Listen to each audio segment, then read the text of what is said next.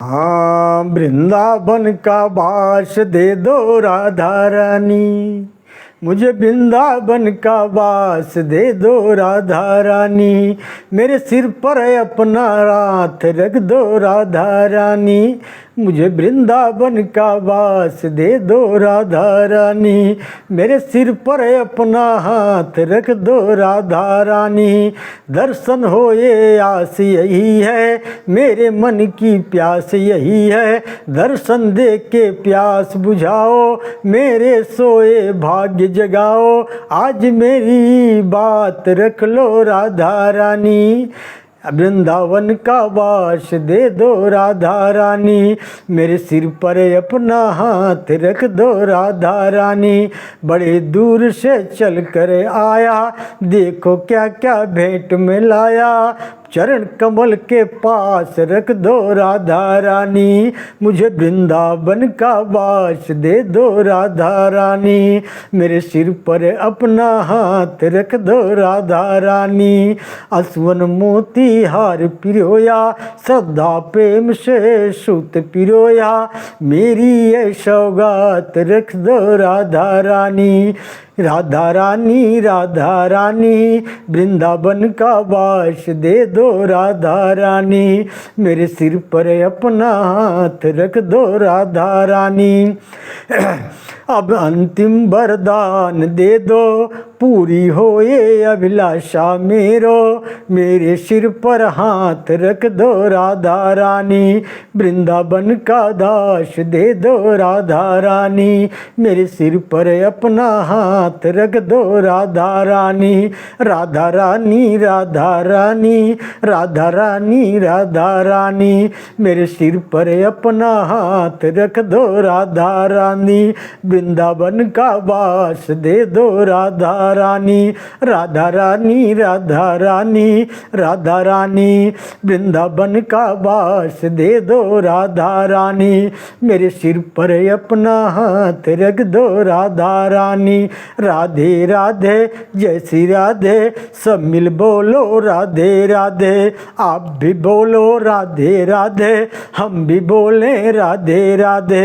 मन गली में राधे राधे, वृंदावन में राधे राधे। कुंज गली में राधे राधे, श्याम कुंड में राधे राधे। परिक्रमा में राधे राधे, पाप तात में राधे राधे।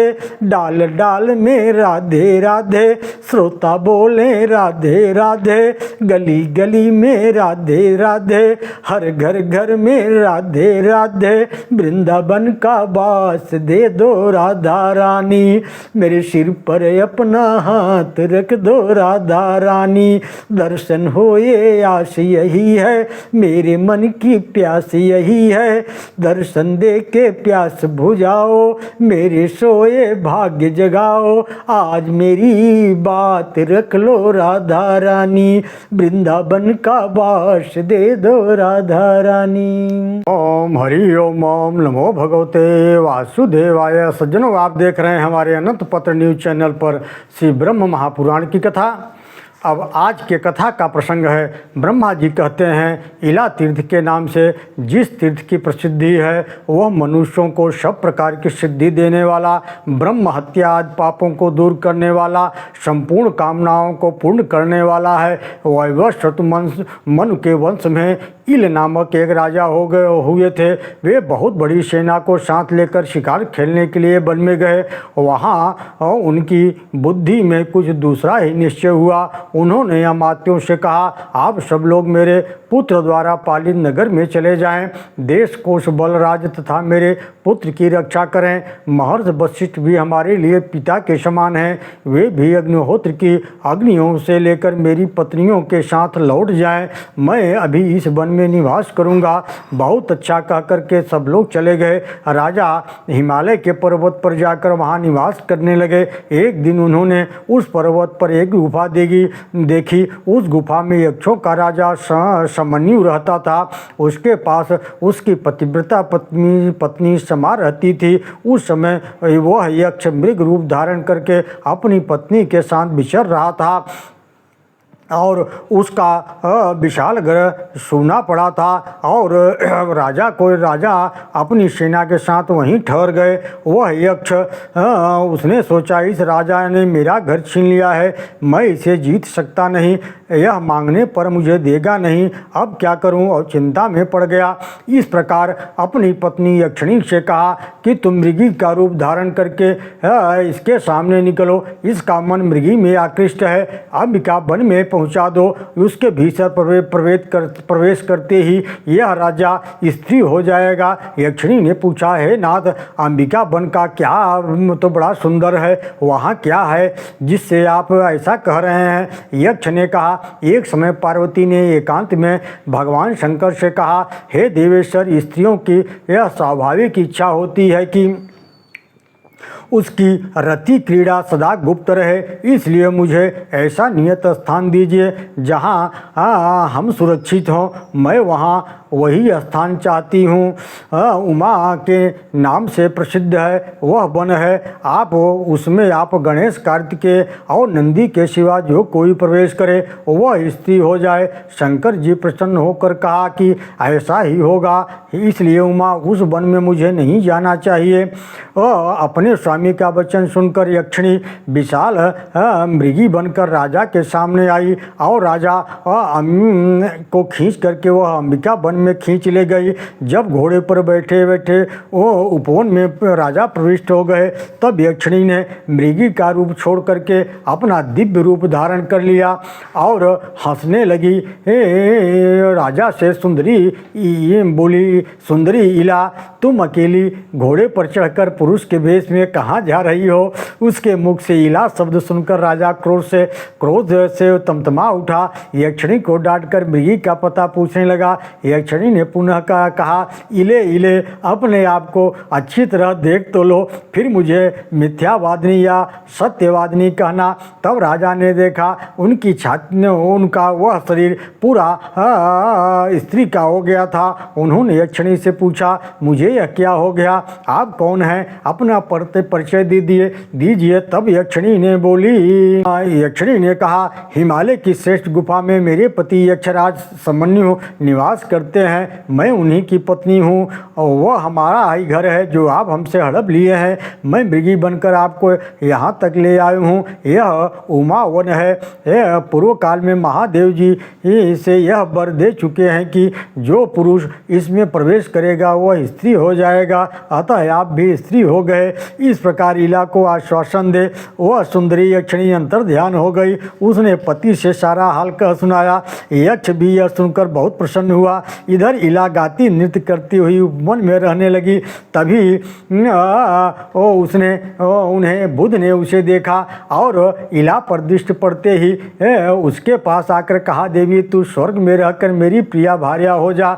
इला ने भक्तपूर्वक बुध की आज्ञा का अभिनंदन करके उसे स्वीकार कर लिया। बुध अपने उत्तम स्थान पर ले जाकर के इला के साथ प्रेम पूर्वक विहार करने लगा। उसने भी सब प्रकार की सेवाओं से पति को संतुष्ट किया और बहुत समय व्यतीत हो जाने पर बुध प्रसन्न होकर के कहा, कल्याणी मैं तुझे क्या दूं? तब इला बोली कि मुझे पुत्र दे दीजिए। बुध ने कहा, यह मेरा तेज है, इसके प्रेम से प्रकट हुआ है, अतः तेरे गर्भ में क्षत्रिय पुत्र उत्पन्न होगा, उससे चंद्रवंश की वृद्धि होगी। वह तेज से सूर्य, बुद्ध से बृहस्पति, क्षमा में पृथ्वी, युद्ध संबंधी पराक्रम में भगवान विष्णु और क्रोध में अग्नि के समान होगा। समय आने पर महात्मा बुद्ध का पुत्र उत्पन्न हुआ। देवलोक में सब और जय जयकार का शब्द गूंज उठा। वह बालक जन्म लेते ही उच्च स्वर से रोया, अतः वहाँ देवताओं और ऋषियों ने इस बालक ने पूर्व अत्यंत उच्च स्वर से रव शब्द किया है, अतः इसका नाम पुरुरवा होना चाहिए। तदनंतर बुद्ध ने अपने पुत्र को क्षत्रिय युद्ध विद्या पढ़ाई, प्रयोग सहित धनुर्वेद का ज्ञान दिया और शुक्ल पक्ष चंद्रमा की भांति वह बड़ा हो गया। माता को दुखी देखकर एक दिन उसने बोला कि आप क्यों चिंता की क्या बात है। इला बोली, बैठ, ठीक कहते हो, बुध मेरे स्वामी हैं, तुम मेरे गुणकर पुत्र हो, अतः मुझे पति पुत्र के लिए कभी चिंता नहीं होती। मन में पहले की कुछ दुख है जिसको स्मरण हो जाने पर मैं चिंता में डूब जाती हूँ। तब पुरूरवा ने कहा, माँ मुझे अपना वही दुख बताओ। तब इला ने पुरूरवा को इक्ष्वाक वंश का परिचय देते हुए अपने जन्म, नाम, राज्य प्राप्त, पुत्र जन्म, पुरोहित, वशिष्ठ, पत्नी, वन में आगमन, हिमालय की कंदरा में निवास, उपवन में प्रवेश, अस्तित्व की प्राप्ति, बुद्ध से समागम, प्रेम तथा पुनः पुत्र जन्म आदि से संबंध रखने वाली सब बातें कह सुनाई। यह सुनकर पुरूरवा ने माता से पूछा, मैं क्या करूं, क्या करने से सुख परिणीत होगा। इला बोली, बेटा तुम्हारी अनुग्रह से मैं पुरुषत्व की प्राप्ति, उत्तम राज, तुम्हारा अन्य पुत्रों का अभिषेक, दान देना, यज्ञ करना, मुक्त के मार्ग अवलोकन करना आदि सब कुछ चाहती हूँ। तुम अपने पिता बुद्ध के पास जाकर सब बातें उनसे पूछो, वे सब जानते हैं, वे ही तुम्हारे लिए उपदेश देंगे। माता के कहने से पुरूरवा अपने पिता के पास गए और प्रणाम करके उन्होंने अपनी माता का कर्तव्य पूछा। बुद्ध ने कहा, महामते मैं इला को जानता हूँ। उसने इला होने का वृत्तांत भी मुझसे छिपा नहीं है। उमा के वन में आना, उस वन में विषय में भगवान शंकर की आज्ञा का हाल भी मुझे मालूम है। बेटा भगवान शिव माता पार्वती के प्रसाद से इल का शाप दूर हो सकता है। तुम गोदावरी नदी के तट पर जाओ, वहाँ भगवान शिव पार्वती के साथ विराजमान रहते हैं, वे ही वरदान देकर शाप का विनाश करेंगे। पिता की बात सुनकर पुरूरवा बहुत प्रसन्न हुए। उन्होंने माता को पुरुषत्व प्राप्त होने की इच्छा से हिमालय पर्वत पर जाकर माता पिता गुरु को मस्तक झुकाया। तपस्या करने के लिए तुरंत ही त्रिभुवन पावनी गंगा गौतमी गंगा के लिए प्रस्थान किया और वहां स्नान तपस्या करते हुए पुरूरवा ने देवी पार्वती भगवान शंकर का स्तुति किया। बुद्ध बोले, जो अपने शरीर की केसर से सुवर्ण के सदृश कांतिमान सुंदर दिखाई देते हैं, कार्तिकेय गणेश जी के द्वारा जिनका सदा अर्चना होती रहती है, वे शरणागत भक्त वत्सल उमा महेश्वर मुझे शरण दे। इला बोली, संसार के त्रिविध ताप रूपी दावानल से दग्ध होने वाले देहधारी जिनका चिंतन करने में परम शक्ति को प्राप्त होते हैं, वे कल्याणकारी उमा महेश्वर मुझे शरण दे। मैं आर्त हूँ, मेरे हृदय में बड़ी पीड़ा है, क्लेश आज से मेरा रक्षा करने वाले आपके सिवा दूसरा कोई नहीं है। शरणागत की रक्षा करने वाले आप हैं, मुझे शरण दे। पुरूरवा बोले, जिसने इस जगत की उत्पत्ति होती है, प्रलय काल में सब जिनके ही भीतर लय होता है, वे संसार के शरण देने वाले जगत माता उमा महेश्वर मुझे शरण दे। हे ईसा, मेरे दोनों चरण आपको पकड़ता हूँ। इस पर शिव जी ने अत्यंत प्रीतिवश पार्वती के ने दोनों शरणागत पालक चरणों का ग्रहण किया था, वे मुझे शरण दे। यह स्थिति सुनकर महेश्वर प्रकट हो गए। भगवती उमा ने कहा, तुम लोगों का मनोरथ क्या है, बताओ, उसे पूर्ण करूंगी। पुरूरवा बोले, हे जगदम्बिके, राजा इल अज्ञानवश आपके वन में घुस गए थे, आप उनके उस अपराध को क्षमा करें, पुनः उन्हें पुरुषत्व दें। पार्वती ने भगवान शंकर की सहमति के अनुसार तथास्तु कहकर उनकी प्रार्थना स्वीकार कर ली। इसके बाद शिव जी ने कहा, राजा इल गौतमी गंगा में स्नान करने मात्र से पुरुष हो जाएंगे। तब बुद्ध की पत्नी इला गंगा में स्नान किया और स्नान करने के पश्चात इला के शरीर से जो जल चूर रहा था, उसके साथ उसके नीर जनोचित सौंदर्य नृत्य संगीत भी गंगा की धारा में मिल गए।